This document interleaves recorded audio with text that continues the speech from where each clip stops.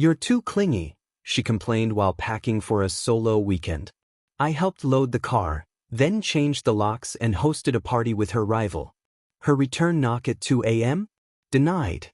What started as Jessica needing space became the perfect opportunity to show her exactly how much space she could handle. I should have realized something was off when my girlfriend of 2 years suddenly announced she needed a wellness retreat weekend in Asheville, claiming I was becoming too possessive and suffocating her with attention. "I just need some time to reconnect with myself," Jessica said, folding what looked like enough clothes for a week into her oversized suitcase. "You've been so clingy lately, always wanting to know where I am and who I'm with. It's exhausting." I watched her pack 3 different evening outfits for what she insisted was a solo spa retreat focused on meditation and self-discovery. The expensive workout clothes made sense for a wellness weekend, but the black cocktail dress seemed oddly specific for someone planning to spend Saturday night alone with cucumber water and essential oils. "Why do you need heels for hiking trails?" I asked, genuinely curious as she tucked designer pumps between her yoga pants. "Sometimes they have nice dinners at these retreat centers," she replied without meeting my eyes, her phone buzzing constantly with texts she kept glancing at. I noticed the messages were from Cole, her new work colleague at the pharmaceutical company where she worked in marketing. Cole had started there 6 weeks ago, and Jessica had mentioned him increasingly often in conversations that always seemed to circle back to how funny, ambitious, and understanding he was compared to other people in her life. "Cole thinks I should prioritize my mental health more," she'd said just last week. "He says successful people make time for self-care instead of just focusing on their relationships all the time." The constant texting had started 3 weeks ago, usually late at night when she thought I was asleep. She'd explained it away as work emergencies or planning team projects, but pharmaceutical marketing rarely required strategy sessions at midnight on weekends. This morning, she'd taken 2 private phone calls while getting ready, stepping onto the balcony each time and speaking in hushed tones that carried more intimacy than professional urgency. "Who keeps calling?" I'd asked after the second call. "Just Cole coordinating some logistics for next week's client presentation," she'd said, but her cheeks had flushed the way they did when she was lying about something important. I helped her load the BMW with her luggage, snacks for the road, and her favorite memory foam pillow, the one she claimed she couldn't sleep without. She'd spritzed herself with the expensive perfume I'd bought her for Christmas, which seemed excessive for a solo retreat focused on inner peace and digital detox. "You'll miss me terribly, won't you?" she said, wrapping her arms around my neck and kissing me with what felt like performance rather than genuine affection. "I'll probably be too busy with meditation to text much, so don't worry if you don't hear from me until Sunday night." As she backed out of the driveway, I caught her checking her phone one final time before pulling away, her face lighting up with a smile I hadn't seen directed at me in weeks. She drove toward Asheville and what she claimed was a journey of self-discovery, while I stood in our doorway mentally cataloging every suspicious detail I'd just witnessed, wondering how long she thought I'd remain blind to what was actually happening. 2 hours after Jessica's departure, I was organizing the garage when my phone buzzed with a message from Jake, my college buddy who worked in tech sales and traveled constantly for client meetings. "Dude, isn't this your girlfriend?" The attached photo showed Jessica and Cole sitting intimately close at an upscale wine bar in Asheville, his hand resting possessively on her thigh while she leaned into him with the same radiant smile she'd flashed while driving away from our house.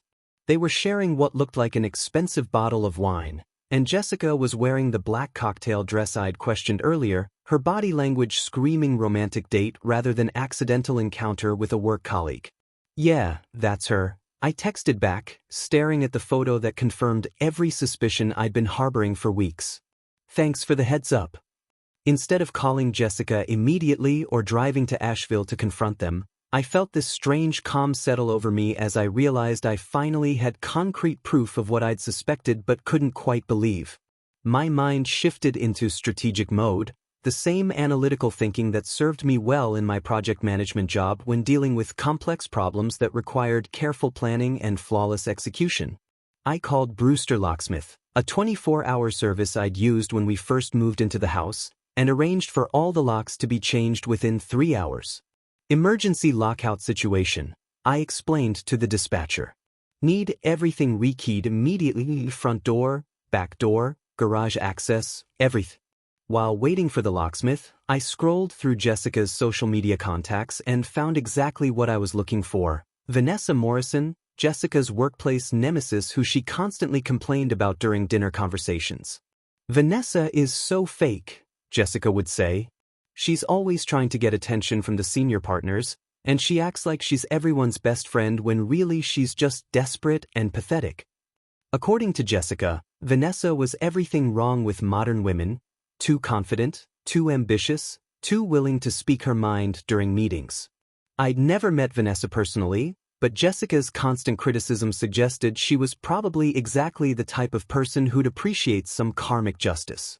I found Vanessa's number through our company directory since we all worked for different divisions of the same corporate parent, and called her with what I hoped sounded like casual confidence. "Hi Vanessa, this is Jessica's boyfriend," I said when she answered. "I know this is random, but I'm throwing an impromptu house party tonight and Jessica always speaks so highly of you that I thought you might want to join us." There was a pause before Vanessa laughed. "Jessica speaks highly of me? That's hilarious since she spent 20 minutes at the office holiday party explaining why I'm apparently everything wrong with workplace culture." I liked her immediately. "Well, she's out of town this weekend, so you'd be doing me a favor by helping me entertain our mutual friends. Plus, I make excellent cocktails and Jessica left her premium wine collection behind." "Now you have my attention," Vanessa said. "What time should I be there, and should I bring anything special?" "Just yourself and maybe some friends who appreciate good wine and better company," I told her, giving her our address. "Party starts at 7, and feel free to make yourself completely at home." The locksmith arrived at 4:30 and had everything rekeyed by 6, handing me a complete set of new keys while the old ones became expensive metal decorations. I spent the next hour setting up the house for what would either be the most satisfying evening of my life or the most spectacular mistake I'd ever made, but either way, Jessica would return to find that her weekend of deception had consequences she'd never anticipated. Vanessa arrived at 7 sharp carrying a bottle of champagne and accompanied by 3 gorgeous friends from her yoga class who immediately complimented our house and asked where Jessica was hiding. "She's at a wellness retreat in Asheville," I explained, leading them to the kitchen where I'd arranged Jessica's collection of expensive wines alongside premium cocktail ingredients. She needed some space to find herself, so I thought I'd find some new friends while she's gone. Vanessa caught my meaning immediately and grinned. "How thoughtful of you to use this time productively. Jessica always talks about how you never socialize enough." I opened Jessica's favorite $200 bottle of Bordeaux, the one she'd been saving for a special occasion, and poured generous glasses for everyone. "To new friendships and unexpected opportunities," I toasted, watching Vanessa's eyes sparkle with mischief as she understood the subtext perfectly. "To making the most of every situation," she replied, and I realized Jessica had been completely wrong about her. Vanessa was sharp, funny, and had this magnetic confidence that drew people in rather than pushing them away. Within an hour, the house was packed with people I'd invited through group texts to our mutual friends, explaining that Jessica was out of town and I was hosting an impromptu gathering. Vanessa had called additional friends who brought their own networks, and suddenly our quiet suburban home had transformed into the kind of party Jessica always claimed she wanted to throw but never organized because she preferred complaining about other people's events. I fired up Jessica's premium sound system, lit her collection of designer candles throughout the living room, and watched Vanessa make herself completely at home by raiding Jessica's closet and emerging wearing one of her silk scarves like she owned the place. "This color looks better on me anyway," Vanessa announced, posing for photos that her friends immediately posted to Instagram with captions about amazing parties and new favorite houses. "Jessica has such interesting taste in accessories." The irony was perfect. Jessica's own social circle was partying in her house with her workplace rival while she was off betraying me with Cole, completely unaware that her deception had been discovered and was being celebrated by everyone she'd left behind. People kept asking where Jessica was, and I gave them the honest answer about her wellness retreat, which led to increasingly animated conversations about the importance of self-discovery and personal growth. "It's so healthy when couples give each other space," said Rachel, one of Vanessa's yoga friends who was mixing herself a cocktail with Jessica's top-shelf vodka. Some people are afraid to be apart because they don't trust their partners, but secure relationships can handle independence. Vanessa was documenting everything on social media, posting stories that showed our house packed with celebration and tagging locations that made it clear this was happening at Jessica's address. "Your girlfriend is going to love seeing how well you entertained yourself while she was gone," she said, taking a selfie with Jessica's expensive wine collection in the background. "Such a thoughtful boyfriend, making sure her house stays lively and social. I spent the evening genuinely enjoying myself for the first time in months, surrounded by people who appreciated direct communication and honest fun rather than the constant drama and manipulation I'd grown accustomed to with Jessica."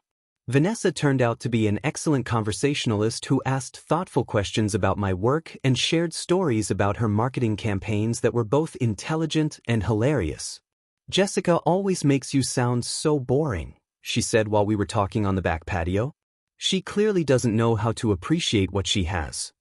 By midnight, the party had evolved into exactly the kind of memorable evening that generates weeks of follow-up conversations and inside jokes, with people taking group photos and exchanging contact information while promising to do this again soon. I'd started documenting everything myself, partly for potential legal purposes if Jessica tried to claim I'd damaged her property, but mostly because I wanted to remember the night I stopped being a victim and started taking control of my own happiness. At 2:17 a.m., I was helping Vanessa and her last few friends clean up the kitchen when our smart doorbell camera alerted me to movement on the front porch, and I watched Jessica's BMW pull into the driveway with headlights cutting through the darkness like an unwelcome spotlight.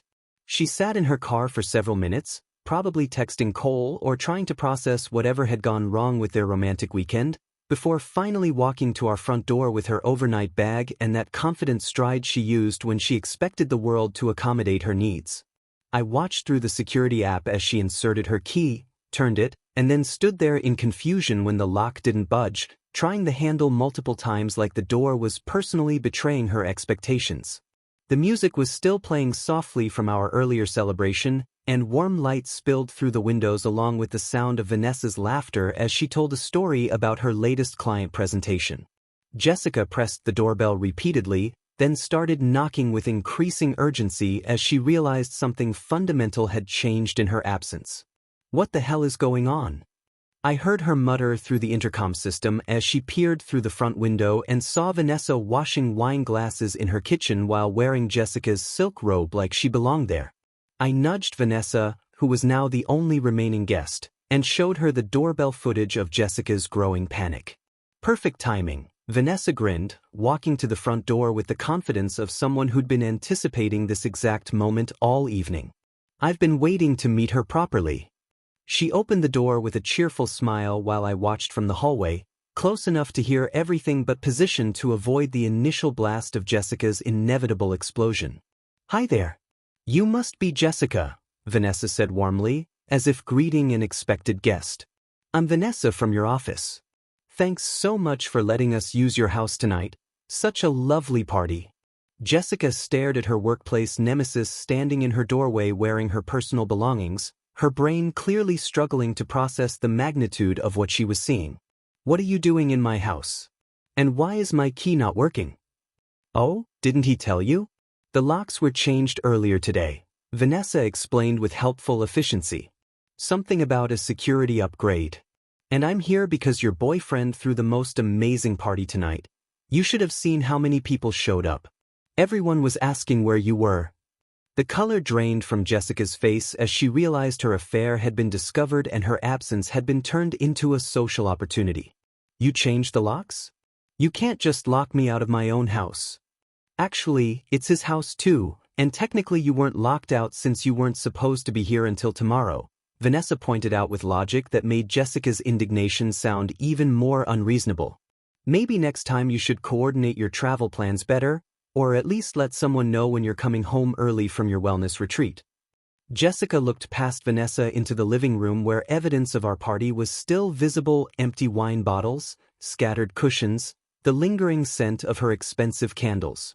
"I demand to speak with him right now. This is insane." You can't just take over someone's house because they went away for the weekend.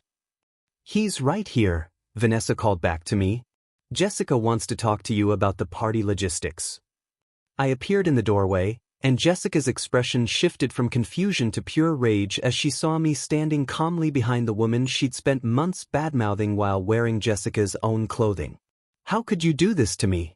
I was only gone for one night, and you're already replacing me with her? Actually, you've been gone since Friday morning, and according to your original plan, you weren't supposed to return until Sunday evening, I corrected. Did your wellness retreat end early, or did something else bring you home ahead of schedule? The question hung in the air like an accusation, and Jessica's eyes darted between Vanessa and me as she realized her cover story was crumbling. Neighbors' porch lights were beginning to flicker on as her voice carried through the quiet subdivision, creating exactly the kind of public scene she'd always claimed to despise but somehow couldn't stop herself from orchestrating. Jessica spent the next 6 hours cycling through every manipulation tactic in her playbook, starting with sleeping in her BMW in our driveway while texting frantically and making phone calls to anyone who might force me to let her inside. I watched through our security cameras as she alternated between crying dramatically in her car and pounding on our windows like some kind of deranged ex-girlfriend from a psychological thriller, all while Vanessa made herself completely at home by brewing coffee with Jessica's expensive machine and posting cheerful breakfast preparation videos to her Instagram story. She's really committed to this performance, Vanessa observed, watching Jessica pace around the front yard at 4 a.m. while talking on her phone. Most people would have found a hotel by now, but she seems determined to make this as public and humiliating as possible.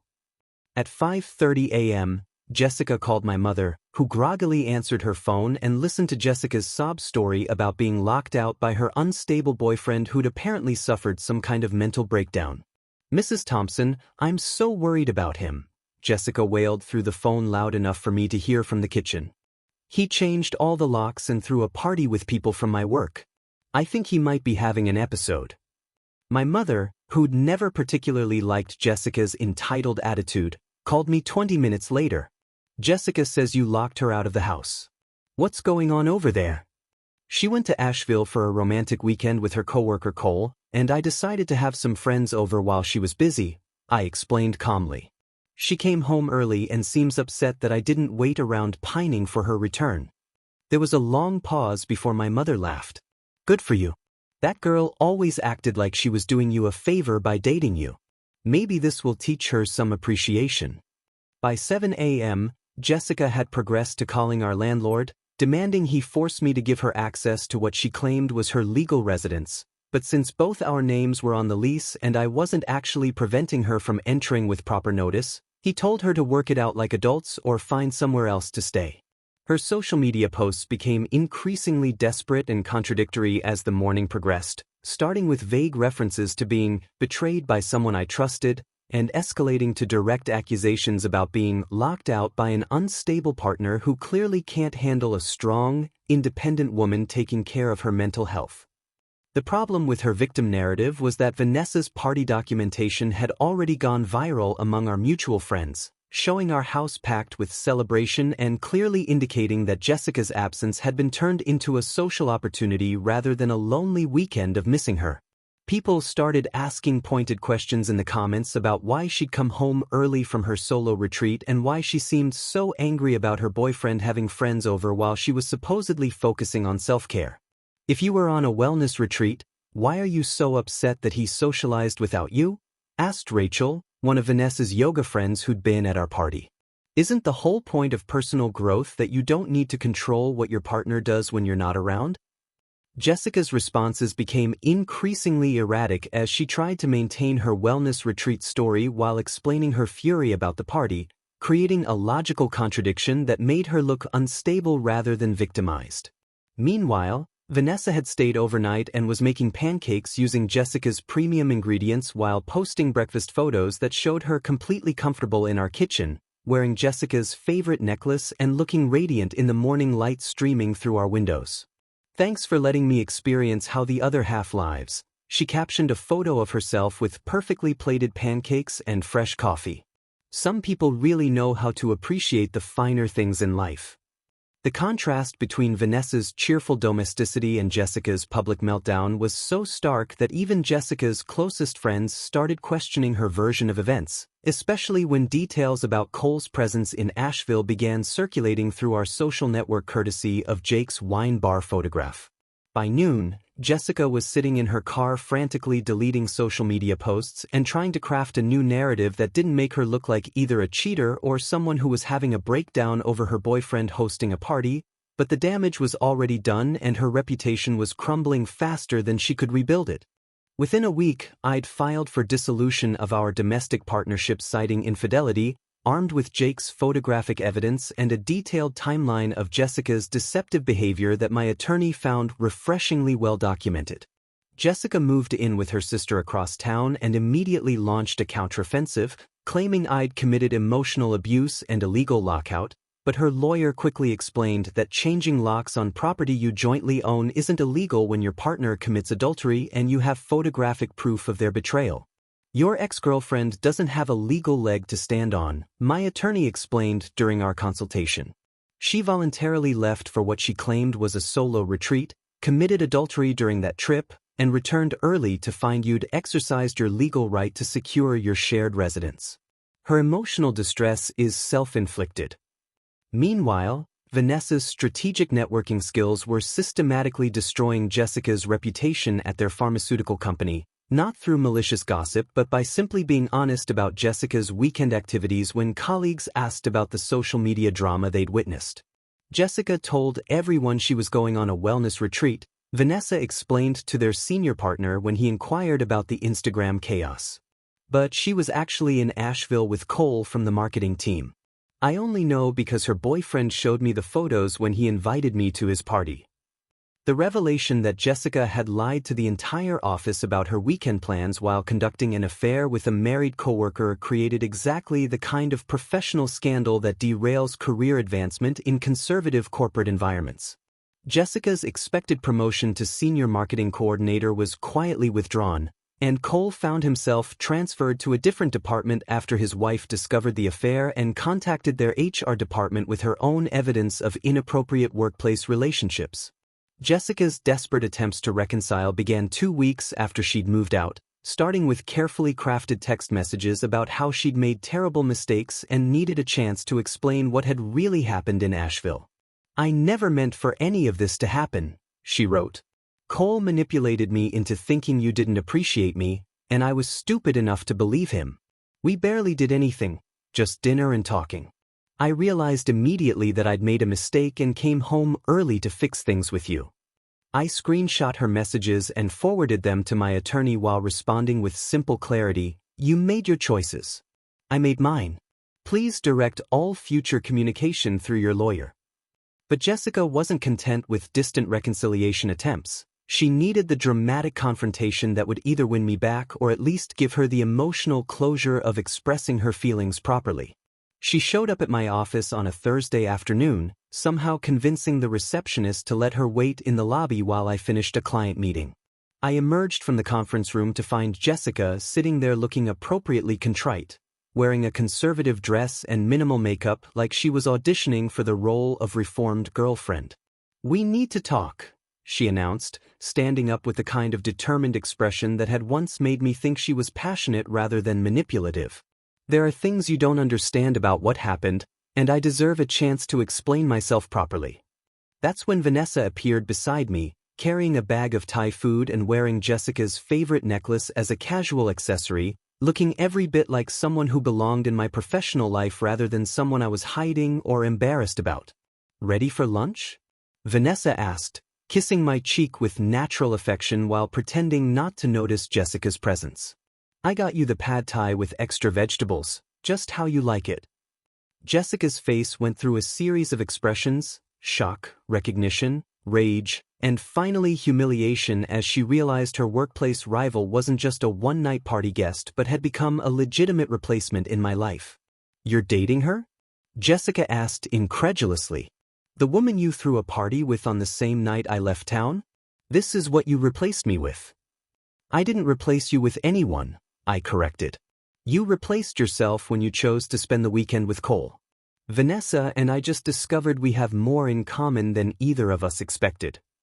The truth was that Vanessa and I had been spending increasing amounts of time together since the party, drawn to each other by a combination of mutual respect, shared humor about Jessica's dramatic tendencies, and genuine compatibility that felt effortless compared to the constant emotional labor Jessica had required. We both appreciated direct communication, shared similar professional ambitions, and found ourselves laughing together about everything from office politics to cooking disasters, building the kind of easy partnership that I'd thought was a myth until I experienced it firsthand. Jessica stood there in my office lobby, watching Vanessa casually wear her jewelry while discussing lunch plans with the confidence of someone who belonged in my life, and I could see her finally understanding that her betrayal had led directly to my upgrade rather than my downfall.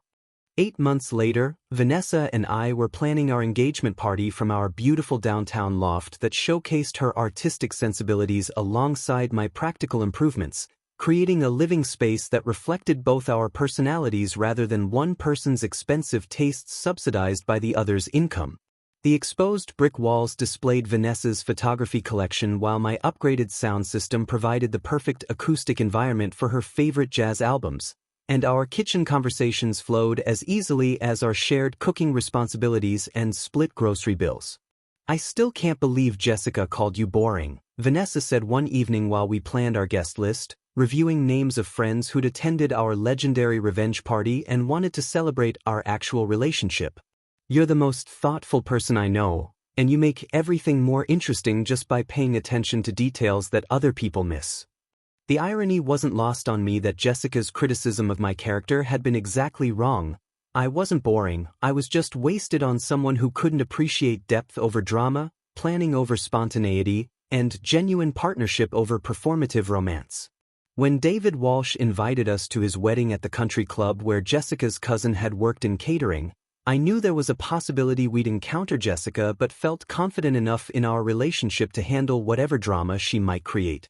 Vanessa looked stunning in her emerald dress that complemented her natural confidence, and I wore the navy suit she'd helped me select, feeling like we belonged together in a way that didn't require constant validation or explanation to anyone watching us. We were enjoying cocktails on the terrace when Jessica appeared beside our table, looking significantly thinner than I remembered and wearing a dress that seemed expensive but somehow desperate, like she was trying too hard to prove she was thriving rather than actually enjoying herself. "Congratulations on your engagement," she said with a smile that didn't reach her eyes, addressing both of us but focusing primarily on me. "I saw the announcement in the company newsletter. You two make a lovely couple." "Thank you," Vanessa replied graciously, showing none of the awkwardness I'd expected from this encounter.